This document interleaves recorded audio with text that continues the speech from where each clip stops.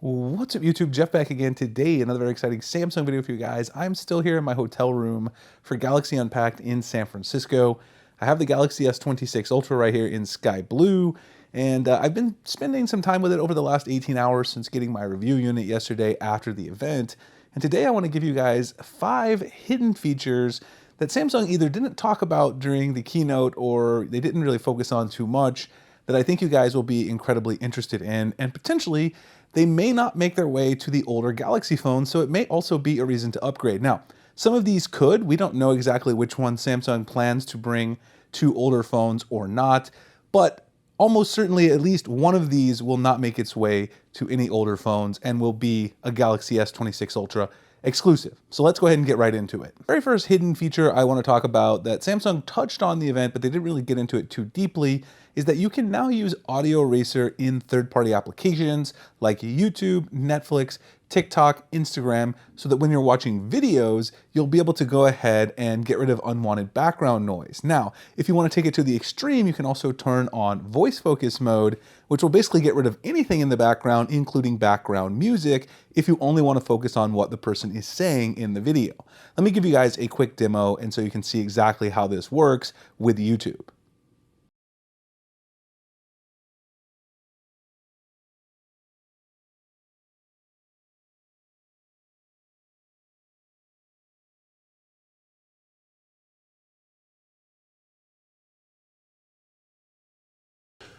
So basically what's going to happen when you use the third-party audio eraser is if you're watching something like YouTube, watching this Teddy Baldassar video, I can go into the quick settings and you'll have audio eraser right there.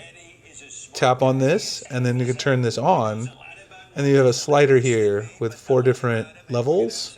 If you choose the maximum level, then you can also choose voice focus. So I'll play this real quick with voice focus on and off. Here's off.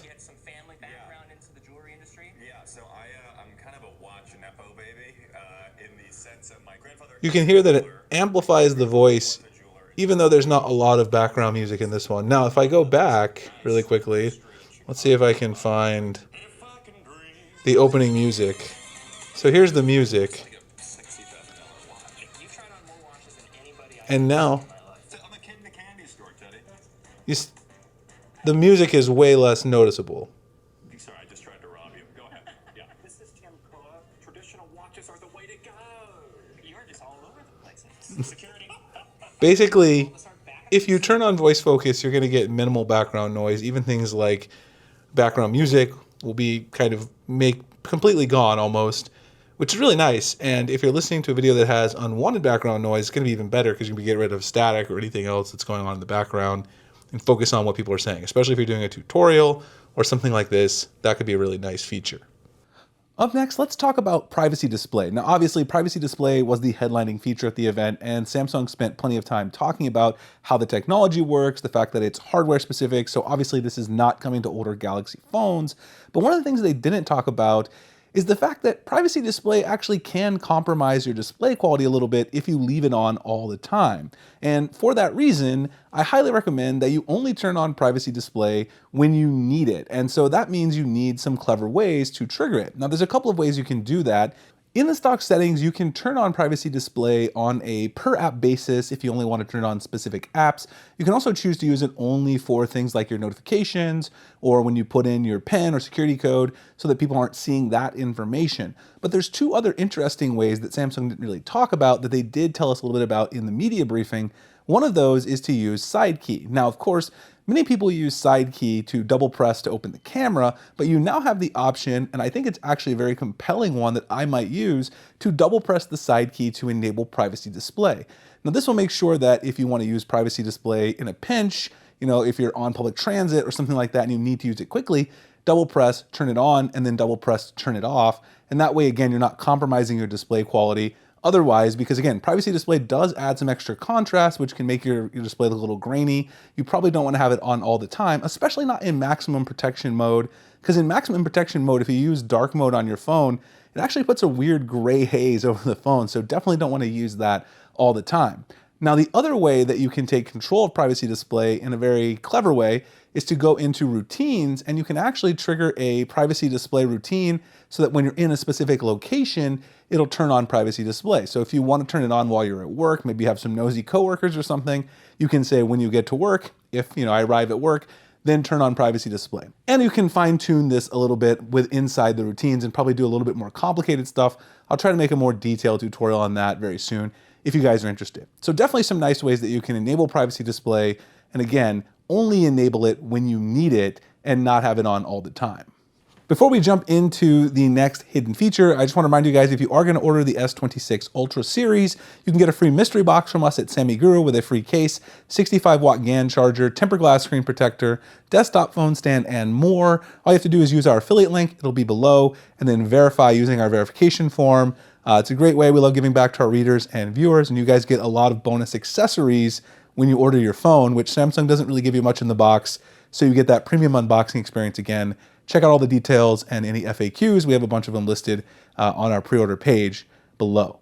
Up next, let's talk about the new Super Steady Video Horizon Lock mode. So this is also going to be exclusive to the S26 Ultra, will not come to older Galaxy devices. And this is an insane feature, honestly. I've seen it posted by various other creators on Instagram, YouTube. MKBHD made a little short clip about it and posted it. Basically, you can set it so that in Super Steady Video, that if you have Horizon Lock on, it's gonna lock onto that subject and keep the horizontal horizon completely locked. You can flip the phone upside down, which MKBHD did. You can rotate it real crazy. So basically, like if you're tumbling down a mountain and you wanna shoot some cinematic video, I don't know if this is really a real life use case for most professional videographers, but you could basically twist it and turn it however you want. It's insane stabilization. I really think it's cool because probably you're not gonna flip your phone upside down while you're trying to shoot some video, but if you just want that extra stabilization and that horizontal horizon locked on, it is really crazy, as you guys can see here in the clip that I shot.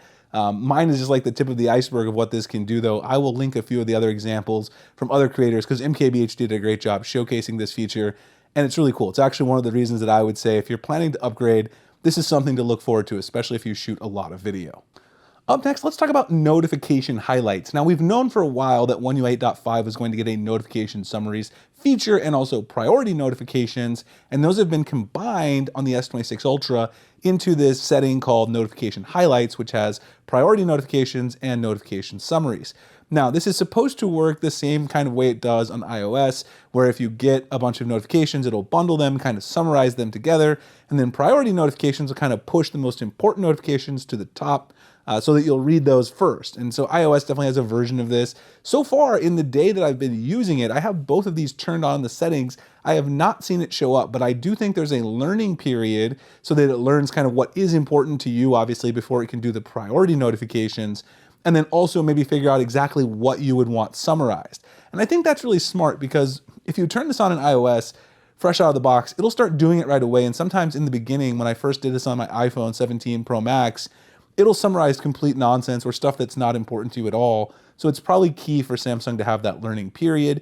But I do see this being a useful feature because as my iPhone has got better at understanding what I want, this is a feature that I actually do like and use. And I think Samsung, because they're so far ahead in AI, can probably do an even better job of Apple with this particular feature.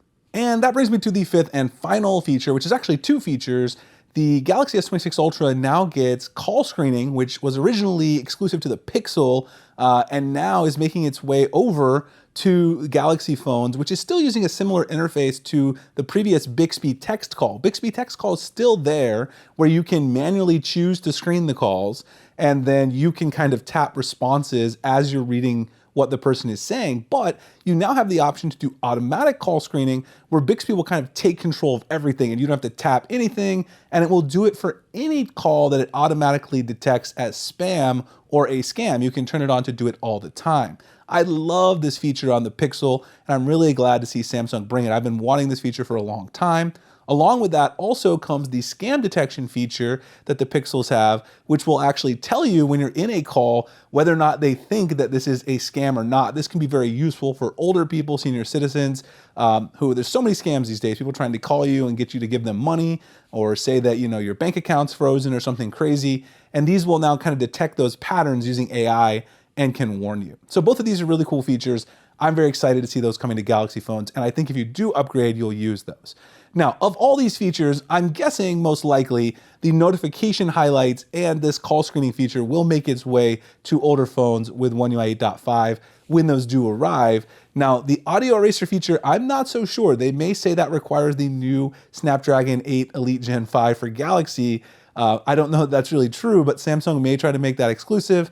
Obviously, the horizontal lock super steady shot is also going to be exclusive, and privacy display is exclusive to the S26 Ultra. Anyway, I hope you guys enjoyed this video. If you did, like, comment, subscribe. Let me know if you have any other questions. I'll be doing some other videos about problems and issues and some Q&A stuff that people have had. You know, they're wondering if they should upgrade or not, about some of the potential issues with privacy display. Happy to answer those. Check out SammyGuru.com, of course, and I'll see you guys in the next one. Thanks so much for watching.